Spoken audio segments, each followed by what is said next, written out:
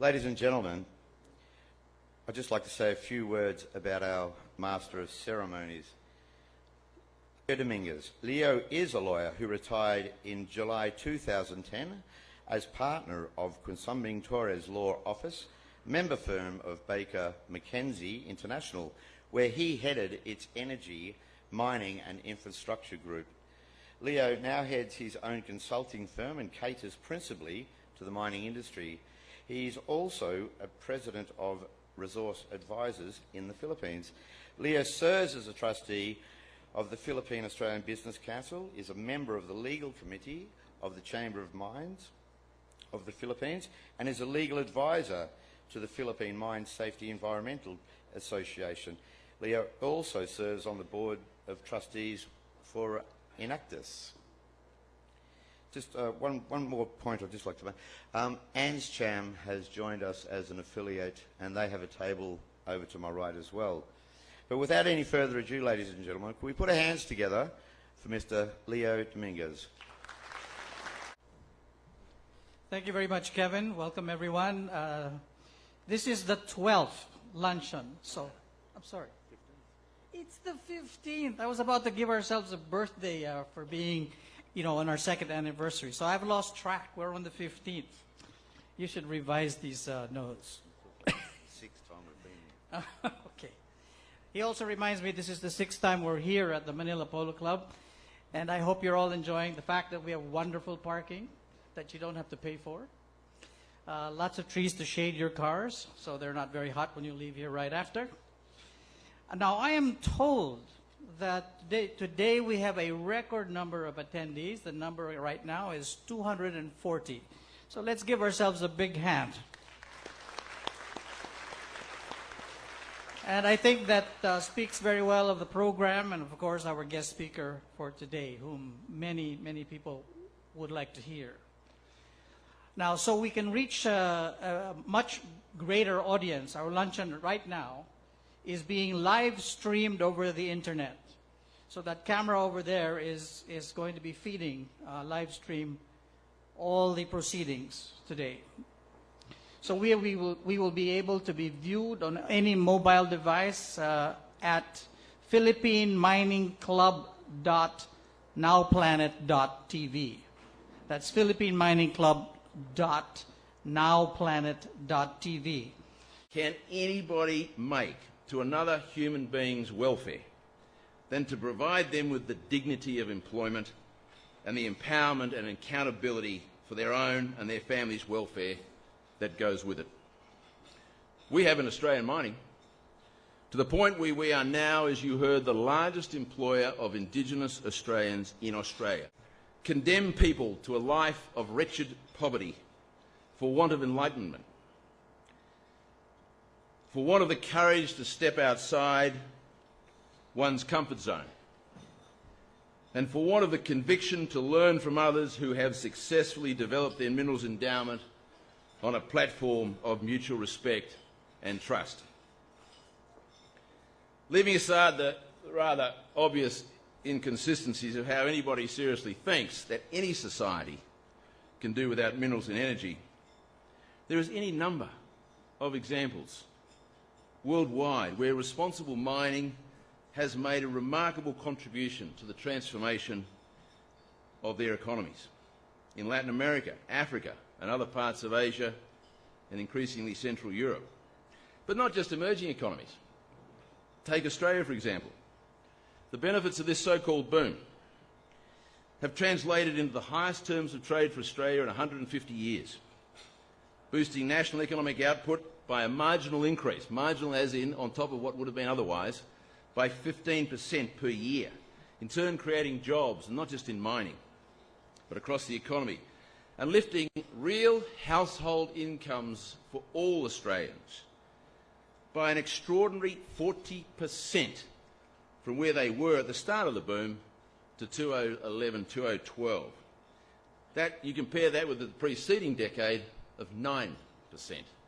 That's $400 per week boost to the average weekly incomes of Australian households. And in terms of our poverty challenges, we got them. I can point to the remarkable progress we have made in Australia in changing the utterly miserable prospects for many Indigenous Australians. Market value on the existing asset that you're bringing in for the purposes of determining your depreciation schedules. They tried to do it as a book value. Now, the joint venture between BHP and Rio probably had a market value of about 150 billion. Book value 20 billion. Go figure what your depreciation schedules would look like in your deductions off your costs as a cost. So we had, those are the design, the integrity measures of the design of the tax, but don't allow a super profits tax to become a proxy for a rent tax. If you do, you better go after your banks and your tourism and anybody else who's doing well and making a profit out there.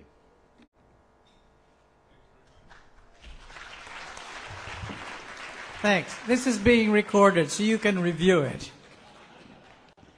Any other questions? Before I say One more. and the last thing, when I got asked time and time again about what the royalty rates and what they ought to be, I said it's a bit like good art. You'll know it when you see it.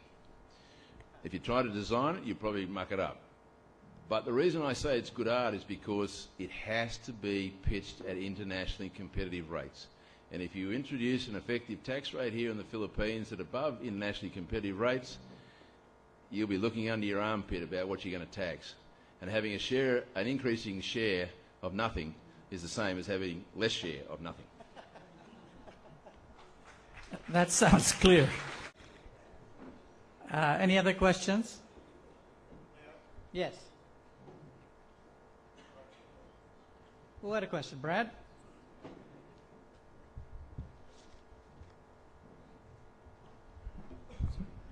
Mitch, Brad Norman from Oceana Gold. It's actually just a question that might be a little bit easier than some of the ones you've just been asked. But the Philippine government at the moment is looking at a no-go zone map and areas that are subject to or aren't going to be subject to mineral exploitation. Just wondering if other countries have experienced this, and I know that some of them have, but just wondering where it is that the Philippine government might be trying to lead to with that and where possibly they might end up. That's a great question. In fact, it was one that Executive Secretary Ochoa and I discussed at length, along with beneficiation, which we should have a bit of a yarn about too. My counsel was to draw on the experiences in Australia and not to look at it through the prism of getting lost in the logic of our own arguments. I mean, that's one of the great failings of the mining industry. As much as I love the geologists and the metallurgists and the engineers, they're all pretty linear, logical thinkers. And they're not actually good at looking at the market through the market's eyes. They always look at it through their own eyes. And that usually gives them a pretty different perspective.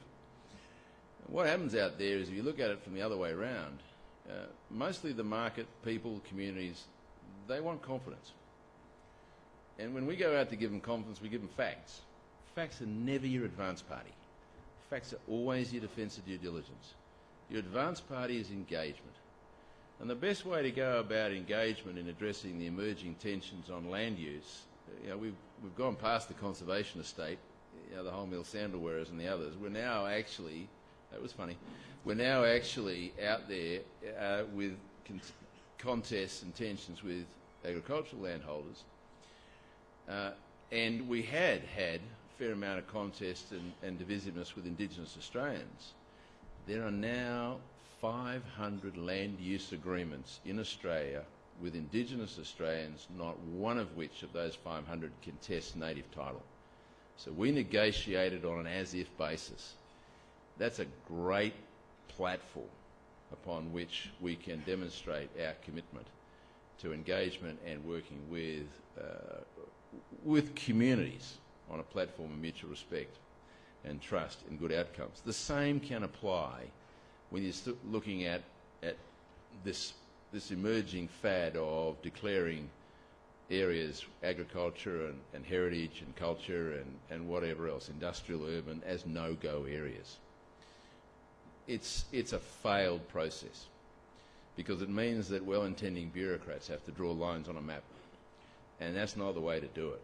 The better way to do it is to actually get a process of engagement where you set about strategically evaluating and assessing your land use values. wouldn't you love to run the country on a land use values assessment the same way as you do pre-competitive geoscientific data? Wouldn't you love to know exactly what the communities that you're going to operate in actually think the land use values are? At the moment, there's so much good agricultural land sitting under concrete and lawn. Has there been a contest over those kind of land use values? So if you set about a strategic regional assessment, you can't do the country overnight, so you go to the areas and you sit down with the farmers and they say, well, I didn't know you could mine like that. Gee, that's not going to affect us. And the miners are going to say, well, we didn't know you couldn't do that. We thought you could just drive across those paddocks. They didn't know you'd leave wheel tracks and you'd have compaction pans and problems in their paddocks by driving trucks over them because they don't understand agriculture. It's amazing what happens when people get together and they talk and they start actually setting out where the land use values are. You think I'm pie in the sky? They did that at Browse Basin. Browse Basin is a industrial gas hub up in the above Pilbara in Western Australia. And they sat down with Indigenous leaders and community and they set out and they worked out where the cultural sites, heritage sites were, where the Indigenous sacred sites were, where people thought and environment stuff. And they actually, so when the time the company went in to build the gas trains, they knew exactly where they could put them. Bang, bang, bang, bang, bang. And the project went through. Now the fact that it's not going further is actually an economic situation. But what a great way of going about addressing. So when I was asked, Executive Secretary, I said, well, we had the same problem in Australia. I didn't say the same problem. I said, we had a problem in Australia. I've already given away, haven't I? I said, we had a problem in Australia where politicians were struggling to get out the maps on where the strategic land use cropping areas were. And I said, we came up with the bright idea that we'd have a process of engagement. And what a fantastic announcement for a politician to say he's got a process of engagement where landholders are actually going to work out where the strategic land use values lie and where they can coexist and where they can't. There will be circumstances where mining and agriculture or other land uses are incompatible until technologies change. But there's an awful lot of places where they can. Just one further quick question. Did the Secretary listen to you? Yeah, he was very engaged. He was delightful, absolutely delightful. He was very courteous, very engaging and very interested. He also asked me about value adding and beneficiation. And I said to him, well, I can't imagine anybody who would contest the objective of wanting to turn your copper into steel rod and piping or your iron ore into steel. Love to do the same thing in Australia. It's a great objective. But if you're going to talk about value adding to the basic factors of labour, the basic factors of productivity, which are labour and capital, you've got to be careful you don't value subtract. You could turn the entire wheat crop in Australia into flour, but you won't be able to sell it as a profit. You could turn the entire bauxite mining in Australia into alumina and aluminium and you go broke. There's no way you can compete with China. They're doing 50% of metals production now. We're really good at bauxite. We're crap at alumina and aluminium. We're actually pretty good at alumina, but we're not all that flash at aluminium. And it's not because we don't want to be, it's because we just don't have the economies of scale. And we don't have the access to low-cost energy we used to have. And everybody knows that aluminium is 50% electricity.